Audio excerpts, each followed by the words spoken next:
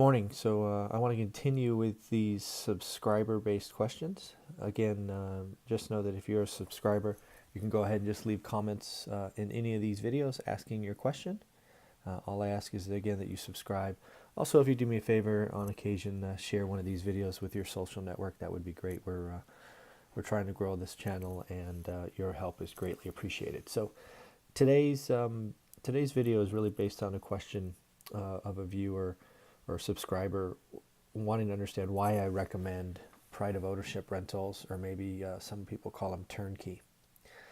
And really that boils down to past experience. I have freely admitted, both on these videos and in the book, that I bought the cheap properties, right? Cheap but well lived in, or cheap lived in and but rented under market.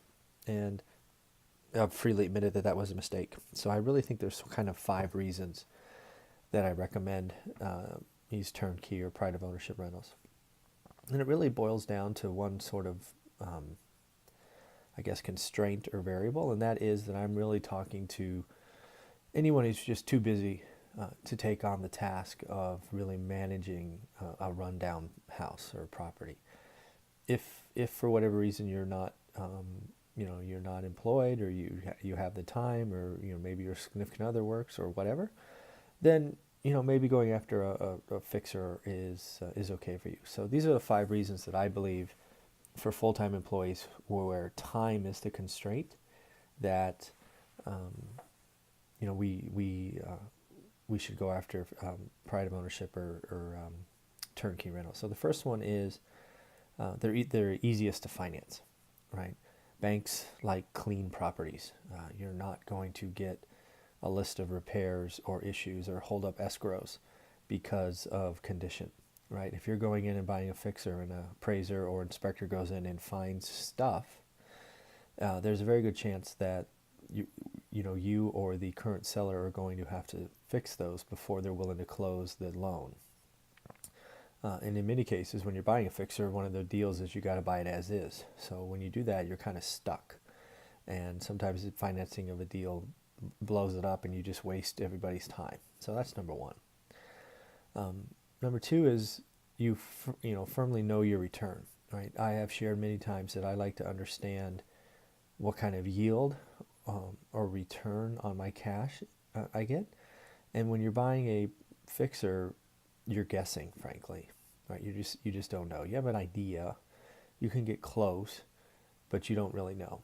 Right, when you're buying a turnkey unit that's fully leased, day one, you're fairly certain, at least for the first couple of years, right, given that the whole unit's been remodeled, that it should be good. Now stuff still goes wrong, and surprises happen, roofs go bad, suddenly, or lots of things can happen, but you're a lot more certain on your return in a turnkey unit. The next one is, frankly, you get cash flow day one. My experience with buying fixers is I had anticipated getting cash flow day one because most of them were rented. However, what I found out was when I tried to raise rents or do something else, the tenants would basically say no, and either leave, which is not horrible, either refuse to pay rent and force an eviction, which is terrible, or something in between. And in a couple of situations, we went 6 months without getting cash flow. And, all along the way, we still had to make the mortgage payment. So that's no fun. The next one is, it's frankly, the least amount of cash. And that was really the aha moment for me when we started is, yeah, sure, the property may appear cheap, right? It may be $30K, $40K under a fixer or a pride of ownership or a turnkey. But unfortunately, that little savings on, down payment, for example, a turnkey one is $200 and a fixer is $150. And let's just say you put $20K down. Well, in the new one, you're putting $40K, right? 20% times 200. In the fixer, you're putting $30K, again, 20% times 150. But with the fixer, you have another 20, 30, 40, sometimes $50K to spend, to get it to the right condition. And that just caused us to go too slow. frankly. We were doing one or maybe two transactions a year in the beginning, and we probably could have done three or four if I was smarter and I didn't get enamored with cheap, right? Sort of like that video I talked about in the past where when I was in my 20s, I got suckered into penny stocks, right? I don't know what it is, but cheap attracts me, I guess. So I got to stop that. It's not a great idea. And then the final one is you get to finance the repair costs, right? And the beauty of having clean properties, fully leased, already producing income, is that when you go get your loan, you can get it, you're financing essentially repair costs. So instead of having to spend an extra 20K of cash, you spend in the earlier example just an extra 10,000 on the down payment.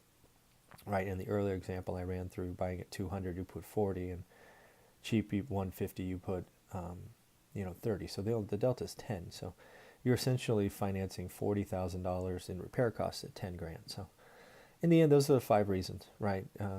In no particular order. You finance repair costs, you get cash flow day one, easiest to finance, least amount of out-of-pocket cash, and you know your return. So that's why I recommend Turnkey for full-time employees. That's why I try to create pride of ownership rentals in my market, because I want to help people get started in a much better fashion than I did. But there's a lot of turnkey providers out there. They're not all created equal, clearly, but that's why I recommend it. Have a great day.